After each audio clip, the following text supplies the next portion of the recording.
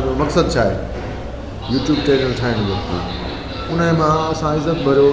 हाणे हीअ बि लेक्चर तव्हां रिकॉर्डिंग मिसाल हाणे हिकिड़ो आहे हाउ टू किस Oh yes, very good. हाउ टू किस On our lips. मिसाल आहे 583 के माण्हू ॾिठो आहे 27 मिलियन माण्हू ॾिठो आहे घणा मिंट जो आहे मिंट जो आहे मिसाल how to tie a tie how to tie a tie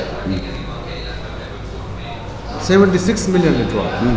28 million माण्हू ॾिठो आहे इन में कहिड़ी अंग्रेजी फारसी आहे मिसाल आहे हाणे ॿियो तव्हांखे वीडियो थो ॾेखारियां जेको जंहिंमें साईं जो नालो बि आहे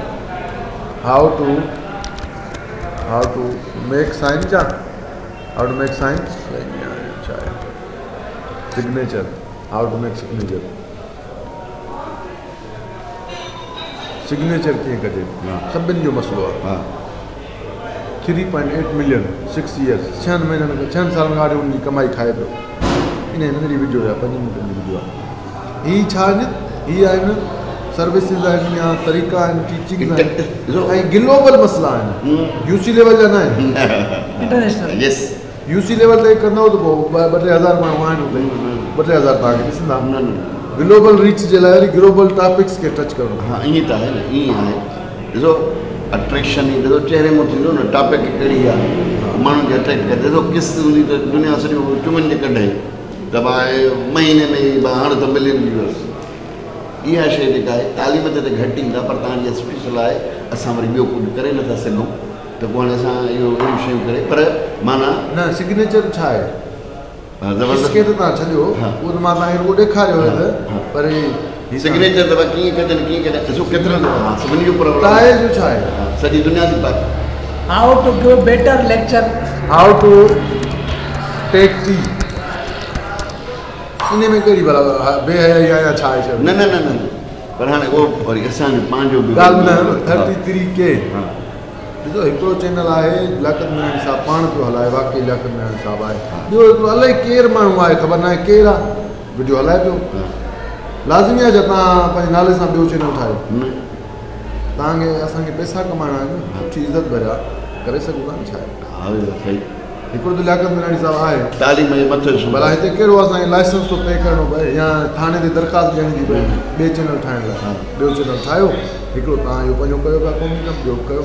ॿियो जनरल जो नालो ॿिए चैनल उन में अहिड़ा क़िस्म जा मामला उहे तव्हां इहे करे सघो ओ गुड ऐं हिन में ॾिसो हिकिड़े खे त पार पुॼायो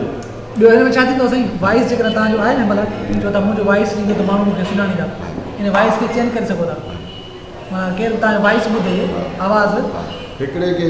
पार पुॼाईंदे 2 साल लॻी वेंदा असांखे पर उन 2 सालनि में असांखे हुन चैनल जा जेकॾहिं खोड़ सारा आइडियाज़ था अचनि उहे कापी में लिखिया था छा छो हींअर ई लॉन्च था कयूं जंहिं महिल हू आइडियो असांखे अचे थो हुन वीडियो जे लाइ असां ठाहे था वठूं उहो वीडियो जंहिं महिल वरी असांखे लियाकत साहब जो अचे उहो ठाहे था वठूं छा आहे का रिस्ट्रिक्शन त न आहे न न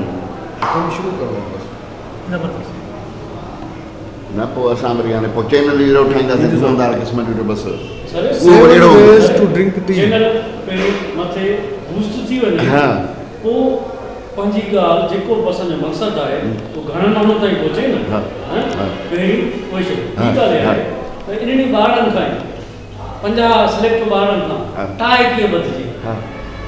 सही लखे माण्हू खां एजुकेशन आहे एजुकेशन में को लिखणु पढ़णु थोरी आहे एजुकेशन हर क़िस्म जी न न तव्हां सही था चओ त इहो ज़रूरी न आहे त मिसाल आमिर महिमान आहे गिलास में पाणी कीअं विझिजे केतिरो विझिजे आहे एजुकेशन सही गुड उनखे कीअं पीआरिजे ॿार हिकिड़ो खणी रखे थो सही पाणी एतिरो भई हेतिरो पियो हुजे गिलास में इहा एजुकेशन हा बिल्कुलु हीअ त